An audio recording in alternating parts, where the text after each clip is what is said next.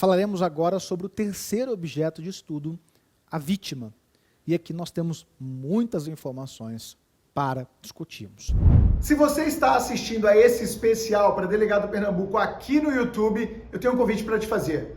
Venha participar do maior e melhor evento de revisão de véspera do Brasil para delegado de polícia, o Hora H do Supremo, que nós resolvemos dessa vez liberar gratuitamente para vocês. Se você quiser participar agora do Hora H, basta você clicar nesse link que está aqui embaixo. Eu espero você no Hora H do Supremo. A preocupação da criminologia com a vítima vem ali a partir do século XX, sobretudo, inicia-se muito antes, mas intensifica sobretudo após o período pós-guerra, em razão de uma série de atrocidades que foram cometidas e que geram luz nesse fenômeno para trazer a vítima para a discussão do conflito criminal. Ok? Vamos estudar então, a partir de agora, quais são as informações que são exigidas de vocês em provas quanto a esse objeto de estudo. Para Benjamin Mendelsohn, autor de uma classificação das vítimas que aparece em prova, apesar de ser uma classificação bastante problemática, vítima é a personalidade do indivíduo ou da coletividade na medida em que está afetada pelas consequências sociais de seu sofrimento, determinado por fatores de origem muito diversificada, físico, psíquico, econômico, político ou social, assim como do ambiente natural ou técnico.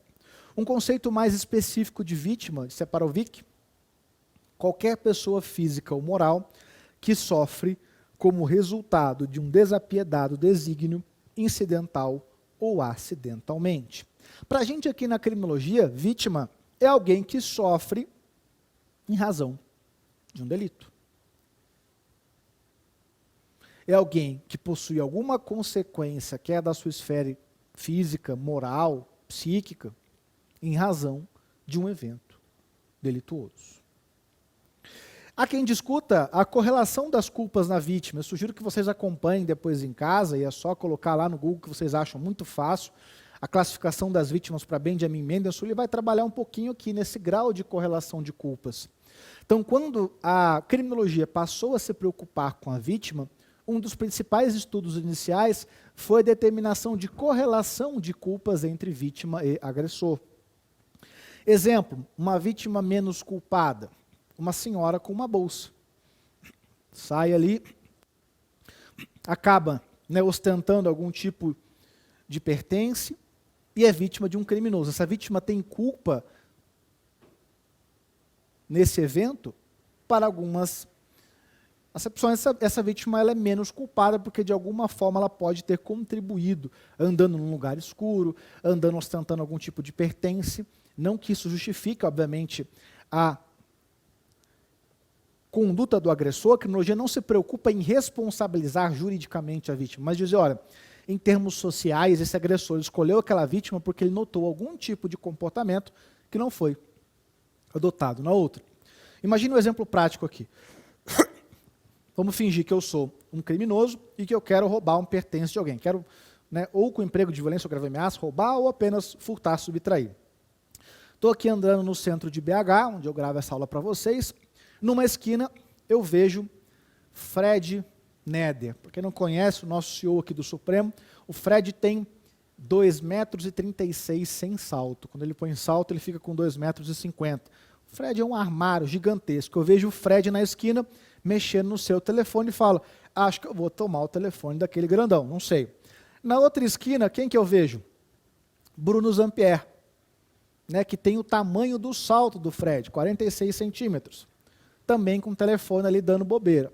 Até tem uma cara de invocadinho, de bravinho, mas é um ser pititiquinho. Quem que eu vou escolher como minha vítima? Claro que é o Bruno Zampier. Vou tomar o telefone dele, se ele encher o saco, eu pego ele assim e falo, ô menino, vai para lá. Porque eu não vou conseguir sair na porrada com o Fred. É isso que a criminologia vai analisar na correlação de culpas. Ok? Vítima tão culpada quanto o agressor. Um exemplo aqui da obra de Ferratini e Rocha. Racha com morte culposa. As pessoas estão ali fazendo uma corrida não autorizada. Essa vítima é tão culpada quanto o agressor.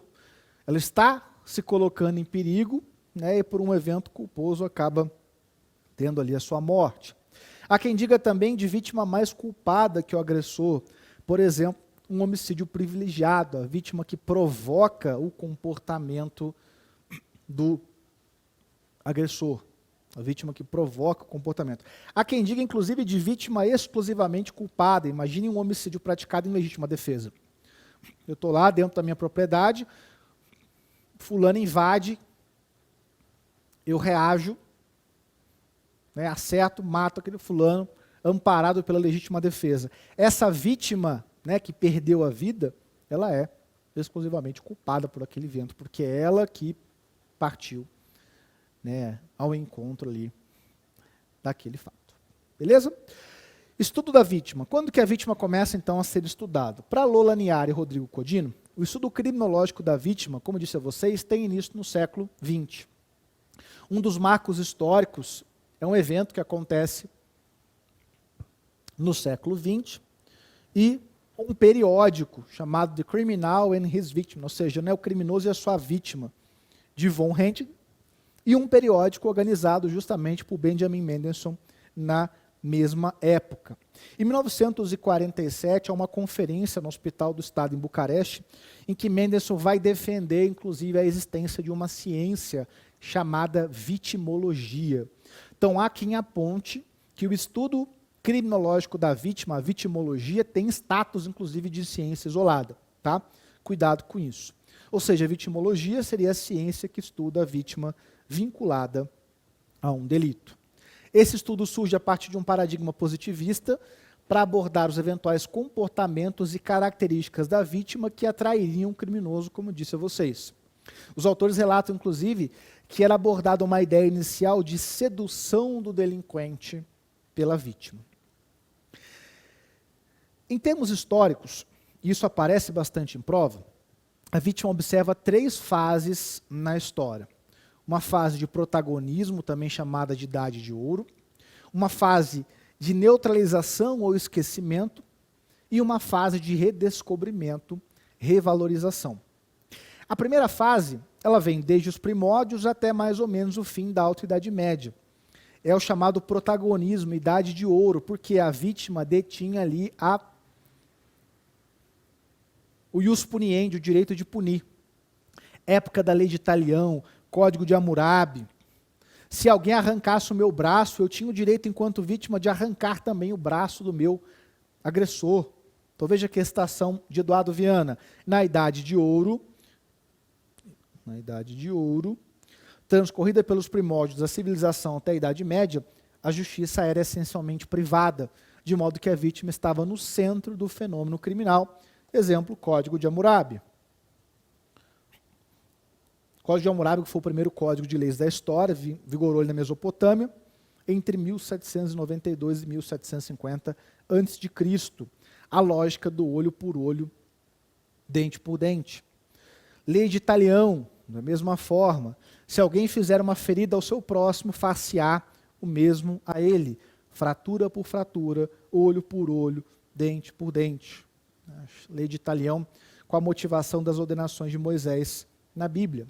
Segue alguns trechos do Código de Hammurabi. Se alguém enganar a outrem difamando esta pessoa, e este outrem não puder provar, então que aquele que enganou deva ser condenado à morte. Se alguém arranca o olho um a outro, se lhe deverá arrancar o olho. Se alguém quebra o osso, deve ter o seu osso quebrado. Se alguém parte os dentes, deve ter partido os seus dentes. Ou seja, aquela lógica em que a vítima tinha para si a autotutela, a vingança privada. Esse é o primeiro período histórico, período da Idade de Ouro. Ok? Temos também o segundo período, a neutralização ou esquecimento, que é o período que ocorre ali do fim da Alta Idade Média até mais ou menos os ideais do liberalismo moderno, Código Penal francês, etc. Esse período consiste na perda do protagonismo da vítima quando o Estado assume para si o monopólio da punição.